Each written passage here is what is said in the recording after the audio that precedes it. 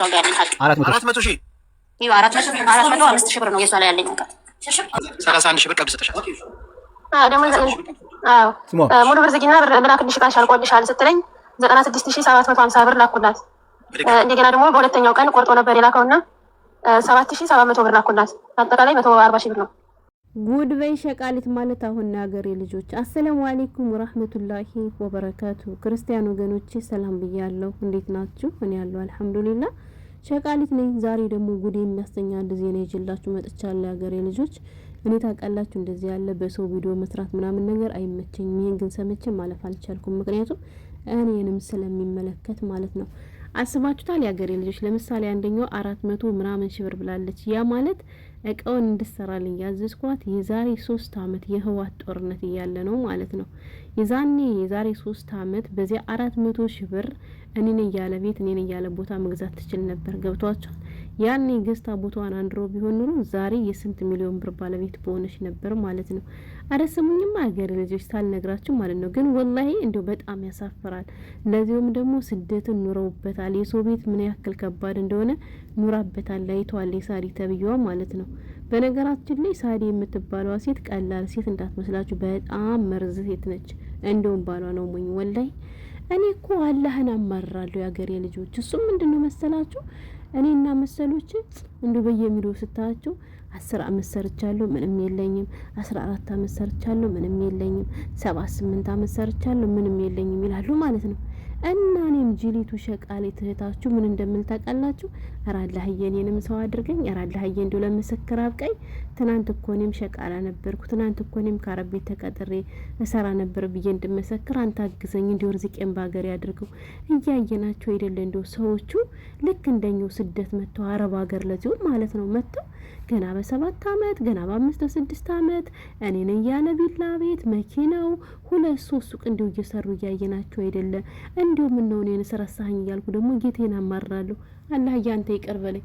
ለካኔ የማላድገው ለካኔ ጠብ የሚል ነገር የሌለኝ እኔና መሰሎች በላባችን ብቻ ስለምናድር በሀቃችን ብቻ ስለምንራመድ ነው ያገሬ ልጆች።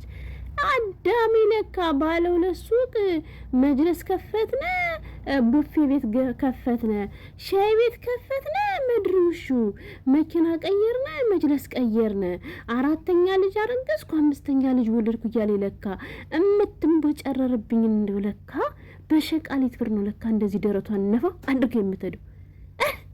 አረ ሰው ሁሉ ደፋር ነው ያገሬ ልጆች፣ ወላሂ ነው የምላችሁ፣ ሰው ሁሉ ደፋር ነው። እንዲህ ሰው እንዴት በሰው ብሬን ያክል ቢዝነሱን ያራምዳል? ለዚያውም የስደትን ህይወት አይታ ይሄደች። እንዴ ስደትንስ ባታዩ እንዴ ብሯ እንዴት አፍሶ ሲላክላት ዝም ብሎ የተገኘ መስሏት ነው ነበር። ያረቤት ኑሮ ያረቤት ህይወት ምን ያክል ከባድ እንደሆነ ኑራበታለች። እንዴ በነገራችን ላይ ይች ልጅ ማለት ነው እዩኝ አብዝታ ነበር ለካ። እንደዚያም ተንበጥራ የነበረው ከመጅለስ መጅለስ ከቤት ቀለም የቤት ቀለም ለካ ስትቀያየር የነበረው በሰው ብር ነው እንዳልኳችሁ።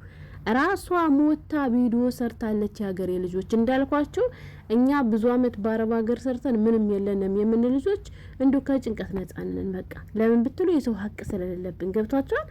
እነሱ ያን የሰው ገንዘብ ለጊዜው ሊያብለቀልቃቸው ለጊዜው ሊቀይራቸው ይችላል እንጂ ሲጀመርም ለውስጣቸውም ሰላም አይሰጣቸውም ደግሞ ማለት ነው። እና ሳዲ የምትባለው ቀላል ልጅ አይደለችም። ሌላውን ተውትና በቤት ሰራተኛ ዙሪያ እንኳን ስትሄዱ አሁን በቅርቡ ነው እነሱ ኢትዮጵያ የገቡት። ምናቃቸው ድሮ እናቃቸዋለን። በኮሮና ምክንያት ለዚያውም ለቫኬሽን እንደሄዱ ነው በዚሁ ኮሮና ገባባቸው። መመለስ ሳይችሉ ቀርተው የቀሩት ገባቸው። ለካ በዚሁም እንደቀሩ ሁሉ ነገራቸው ተመቻችቶላቸው ቤታቸው ሞልቶላቸው ቤታቸው ነው ሲገቡ አላለቁም ነበር። ቤታቸውን የጨረሱ መኪናቸውን የገዙ 3 ልጅ ወለዱ። ለካ በሸቃሊት ብር ነው። እናማላችኋለሁ የሰው ገንዘብ እንዳልኳችሁ የሰው ላብ የተጨመረበት ነገር ሌላውንም ነገር ይዞ ይጠፋል ያገሬ ልጆች። ሳዲ በባለፈው ዩቲዩብ ላይ እኔ በነገራችን ላይ ዩቲዩባቸውን አልከታተላቸውም። ያችሁ የሽሮ ማመሻቸው ዩቲዩባቸው ነበር። ከዚያችሁም ብሶ ሙታባቸዋል። ለምን ብትሉ ልክ እንደኛ እንደ 20 ሺህ እንደ 30 ሺህ ሰብስክራይብ እንዳለ ልጆች አይነት እይታ ነው የሚታይላትና እንዲሁ መቼም ሰው ምን ይለኛል ብላ እንጂ እርዳታ ራሱ ሳትፈልጋት ቀርም። ለምን ብትሉ ኑሮ ከብዶና አለ ብላ ባለፈው ቪዲዮ ለቃይቻታለሁ። ወላሂ ታምኔሩን ያዩት እኔ ቪዲዮን አላየሁትም። ኑሮ ከብዶና ብላለች። አላህ ይክበድብሽ እንዲው አይለፍልሽ እንደ ሸቃላን ብር ምትበሉ እንዲው ደንብሉ ወላሂ ላዚም እና እኔ በጣም ነው የገረመኝ ሆነን ለመናገር ያገሬ ልጆች። በነገራችን ላይ ሳልነግራችሁ እሱ ምንድነው መሰላችሁ እኔ ሸቃሊት እህታችሁ እንዲሁ በዩቲዩበሮች እቃ የሚያሰሩን ሰዎች በጣም ነበር ምጣላቸው።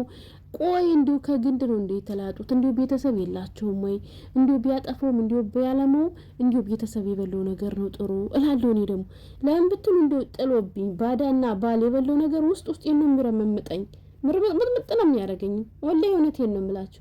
ከዛ ማን ሸቃሊት እህታችሁ በሰው ስጣላ የነበረው ነገር ዘንድሮ በኔ በእህታችሁ ላይ ደረስ። ለዚሁም እንግዲህ አስቡት አይኔን ጨፍኜ እንዲው ግሬን ችክ ኳርጌ እንዲው ምን ብዬ እንዲው አላህዬ እንዲው ጥርሴን ንክስ አድርጌ ወደ 500 ሺህ ብር የሚሆን ብሬን ፈሰስ አድርጌ እንግዲህ እንደምታዩት በባለፈው አሳይቻችኋለሁ። እቃ ተባባልኩኝ ከዩቲዩበሮና ምን የገባሁበት በሰዎች ላይ ስጣላ የነበረው ማለት ነው። እንዲውላችኋለሁ እቃዬ ተሰርታ እስከምታልቅ ድረስ እንቅልፍ የሚባል ነገር የለኝ። ከመዳሜ ጋር ሰላሙን ነሳኝ። ወድቄም ተነስቼም እንዲው ሐሳቤ ስለቀየ ነበረ። እንዲው አላህየም እንዲው ጥሎ አልጣለኝም። እንዲው እቃዬንም ሸከፍክፍ አድርጎ እንዲው ወስዶ ከእናቴ ቤት እንዲው ቁጭ አድርገኝ። እንቅልፍ እንኳን መተኛት የጀመርኩት ከዛ ወዲህ ነው ብላችሁ እንዲው ታምናላችሁ ያገሬ ልጆች። እና እንዲው አማራጭ ስታዙ ካልሆነ በቀር እንዲው የምትገዙትን እቃ እንዲው አደራችሁን እንዲው በቤተሰቦቻችሁ አድርጉ። እንዲው ወላሂ ላዝም እንዲው ዛሬ ጊዜ ሰው አይታመንም። ደግሞ እኮ በየግማሹ ነው የሚያስቀሩት። እና እንዳልኳችሁ አሁን እቺኛው አንደኛው ስትናገር እንደሰማት ከ3 አመት በፊት የህዋት ጦርነት እያለ ነው የተባባልኳት ብላለች። በሰዓቱ መንገድ ዝግ ስለነበር ቢሰራ መሄድ አይቻልም። በቃ ዝግትግት ነበር እና መንገድ ሲከፈት ስሪልኝ ስላት እሺ ሰራልሻለሁ የቀረውን ብር ጨምር ያለችኝ አለ። የድፍረት ማለት ነው።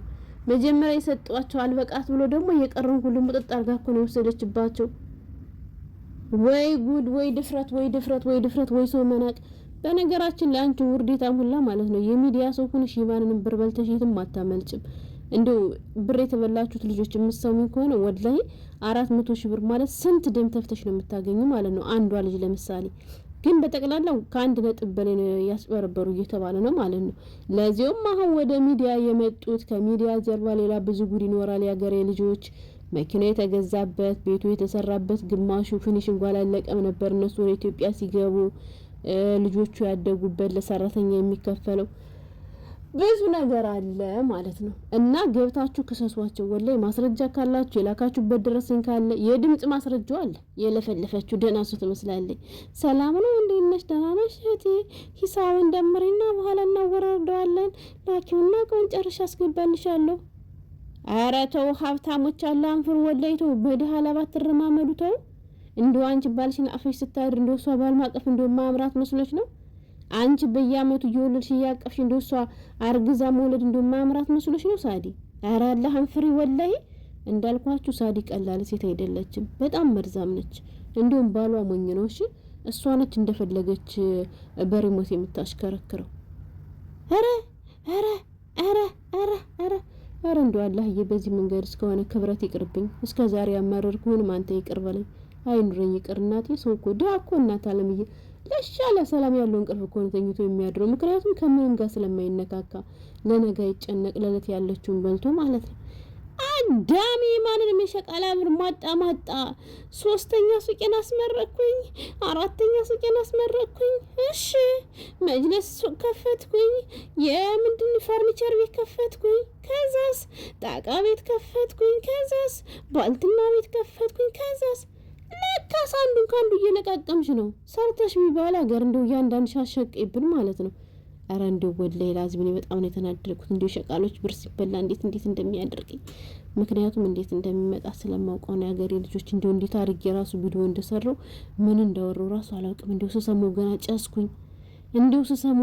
ወላሂ ወይ ግፍ እንደው አለ የሰራችሁን ይስጣችሁ። ግቡና ሀገራችሁ ከሰሷችሁ አትልቀቋቸው ወላሂ።